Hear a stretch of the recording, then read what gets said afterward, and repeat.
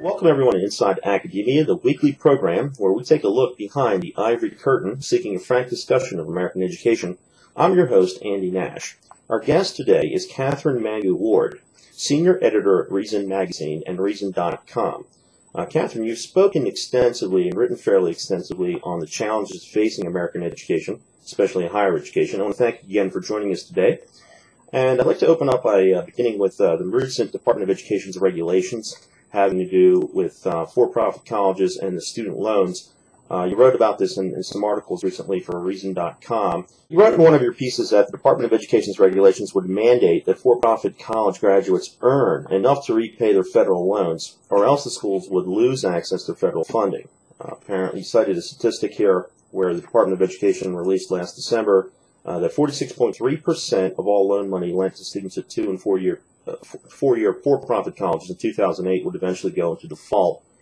And then you further went on to explain that if the universities don't comply to some standard by which to assess gainful employment for the students, the graduates, or some kind of this alternative standard, then failing to meet any kind of a standard would lead to the government forcing them to disclose the rates, I guess, by which the students end up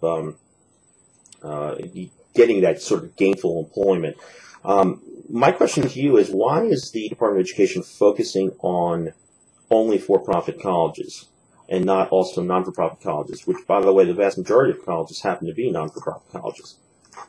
So the Department of Ed is actually not only focusing exclusively on for-profits, it's focusing only on non-liberal arts degrees, for-profits, career programs. So we've already kind of cut out, I think, a huge portion of what this debate should be about, which is, should the federal government be subsidizing, art history degrees anywhere, in addition to whether or not it's worthwhile to subsidize, cosmetology certifications and that kind of thing. So I think by sort of focusing on this little slice of career-oriented for-profit programs, the federal government has already said, we consider this other money that we're spending sacrosanct, that it can't be cut, it can't really even be debated. But something about the nature of making money on these transactions always has a way of setting off regulatory alarm bells, and that's what's happening here. People are making money. You can see the Apollo Group, which owns the University of Phoenix. You can see their stock price. You can see, how much money individuals are making, and that makes a certain kind of person nervous. And rightly so, actually, that huge amounts of federal dollars are just pouring directly into the coffers of these kind of almost welfare-dependent private companies is not exactly a good thing for the industry. Now, you wrote in one of your previous articles for Reason.com that failing to meet that standard, or whatever standard they set forth, designed to determine debt loans and repayment rates for students in a given program, means that the schools would be forced to disclose data about debt levels to all prospective students. So my question is, just as a matter of course, why aren't all universities held to some kind of standard of disclosure? Or why aren't they disclosing, regardless if you're profit or for-profit? I mean, just from the sheer fact that if you go and you buy a product, or if you purchase a service of whatever kind, if you want to reduce it to a pure consumer scenario, there's some kind of disclosure that's usually made available to you about the success, the chances, the statistical outcomes of what it is that you're paying for. And we don't see that with education. So why not? And then if we're going to bring up the argument about why we don't have it, why, again, only to the for-profit, why not for the countless liberal arts majors and all those other types of people like that you and I majored in at a non-for-profit school? Well, I think there's two things going on here. One, a lot of new regulatory requirements that are coming out of this administration are disclosure-oriented. So we're seeing the same thing with payday loans. We're seeing the same thing with credit cards. We're seeing the same thing, although in a little bit of a different way, with mortgages. And you're quite right that full disclosure sounds appealing. The trouble is when you start getting mandated forms of disclosure, two things happen. One, schools or companies will still figure out ways to present their numbers as attractively as possible. And I think that aspect really can't be underestimated with the higher ed companies in particular. They have, their survival is threatened by these rules, and they have a lot of smart guys jockeying spreadsheets right now, trying to figure out how to work around these rules. And because it's such a complicated area, they're probably going to find ways. So I think you can't underestimate the ingenuity of private businesses in America, even when they are using that ingenuity to take taxpayer money under perhaps semi-false pretenses. So there's definitely kind of two bad guys here, both the federal government pouring money in where perhaps subsidies aren't necessary or are corrupting, and also these companies that are just sucking at the federal teeth. Right. But the other thing that's happening with disclosure is there's a point where there's too much, and with payday lending, for instance, we're seeing, in addition to massive disclosure rules, also rules saying, and those disclosures have to be really simple and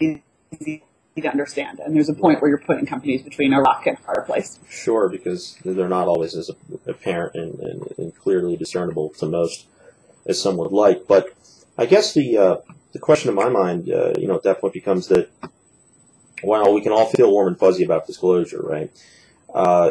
Universities, we're coming to a point where there's a difference between your typical post-secondary tech type of career and the classical idea of higher education. And the big box schools, the state schools, and your typical traditional nonprofit college really doesn't really draw that distinction at all. They take your money, and all the courses more or less cost the same amount per credit, and you can get a degree in just about anything, no matter how useless or useful it happens to be. And you're still on the hook for the loans that you get. We want to send everybody to college to get an education, but yet we're saddling so many students with so much debt, insurmountable debt in many cases.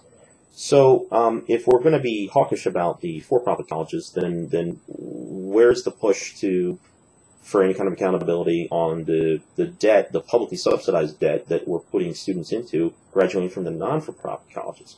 Why isn't that there? And how do we put the spotlight on that? The thing is that there's just always going to be two countervailing forces on this, and I honestly don't see them going away anytime soon. One is, President Obama giving a major national address in which he says, essentially, I am not impressed with your high school degree. Everyone in this country should be getting post-secondary education, which is his kind of official stance. And then he says stuff like, we're going to increase Pell Grants, we're going to help support people taking out more loans, we're going to do all these things that will encourage additional consumption of education. And then at the same time, regulators can't help but notice that that people are over-consuming education. People are going into debt that isn't justified by their earning potential after they get their degree, and that's true both of your various fluffy liberal arts education programs and of career programs. So as long as we're unwilling to acknowledge this tension, it's going to continue. We're going to keep dumping money in, and then we're going to keep lamenting the tragedy in which people take out lots of loans that they can't pay back. And right. We're just stuck. Well, because it doesn't make a lot of sense, if the whole idea is that we need a educated public, that is to say, a technically proficient public that can function and comport in a globalized information age and a more technically advanced economy. And we want to put everybody to work. We want to create all these jobs. We don't want to have unemployment, and so on and so forth.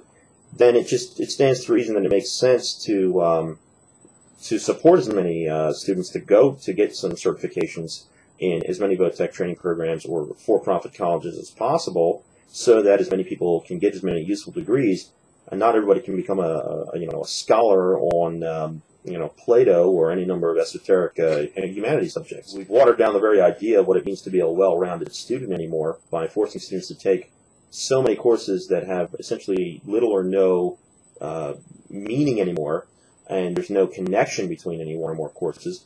It seems like you go through a major non-for-profit school, a 4-year degree, and you end up paying a whole lot of money for a whole lot of classes, that you really can't do anything with, nor did you even gain anything from indirectly, but you're saddled with the debt to pay for that. What do you say is the course for reform in this process?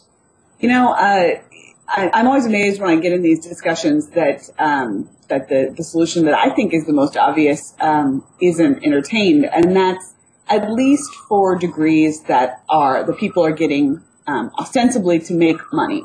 So we are talking about essentially the kind of career training programs that the Department of Ed is looking to regulate here. Letting banks decide when to give loans seems like a pretty good way to gauge market interest and market worth for a degree. So if you go to a ordinary commercial bank and say, I'd like to take out a loan to become a sonogram tech, right, just to pick an example, the banks have all kinds of incentives to figure out what the odds are that you can get how much you're going to earn in that position, and then how much you can reasonably expect it to pay back. And I think you could easily imagine a kind of feedback situation where people are working from publicly available tables of that kind of data. The schools set the tuition based on what banks are willing to loan. The banks loan based on what they think people can earn. I mean, this is how markets work. This is how all kinds of loans work. Car loans, for instance, in which they take into account both your credit and your employment history and how much life you're expected to get out of the car, whether the car is going to make it to the end of your payment schedule.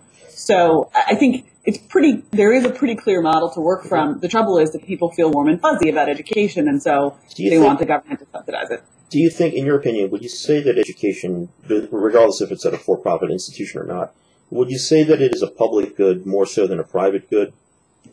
I think we've gone too far in thinking of it as a public good. It is certainly true that there are positive externalities to education, and so in that sense, it is a public good. But I think the notion that we as a society are gleaning value from most people's degrees is pretty misguided, and that there will be some payoff for scooping up a certain segment of the population that could benefit tremendously from education, but can't afford it, and helping them out. But for most people, there's not much positive externality. So, what should be the future of federally subsidized student loans?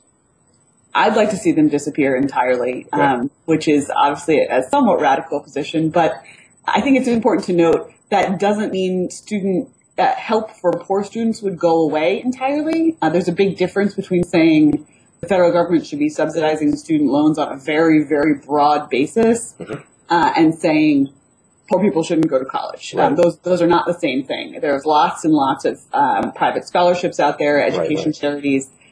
Those, I think, do great work and should continue to operate. But as far as federal subsidies, I think at the very least we should be thinking seriously about cutting them way back. Last point I want to bring up with you, something that I've been kicking around is that the same economic force that affects the for-profit also affects the non-for-profit, in that if there's tons of public money going into it, whether in the form of appropriations or in the form of student loans that are paying for so many people to line up the door for people waiting to get in, then all that serves is to essentially artificially keep inflating the price of the tuition and making the schools actually less accountable to the students in so many ways, because there's so many that are willing to get in to take their place.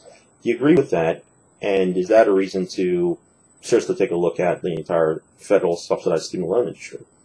Sure. Over the last couple of decades, the cost of higher education has gone up much, much faster than inflation or the cost of living. So something is going on that's making education pricey. And I think the presence of a huge gush of federal subsidy is a big part of that. And that's true at Harvard all the way down to the 2-year associate's degree at community college and for-profit schools. Right.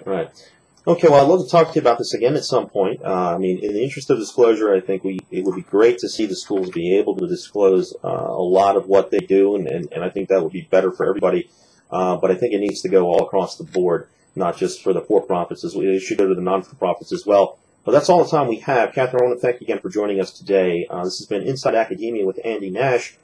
Check us out again on InsideAcademia.tv, and you can join us again next week, as every week, as we take you behind the ivory curtain.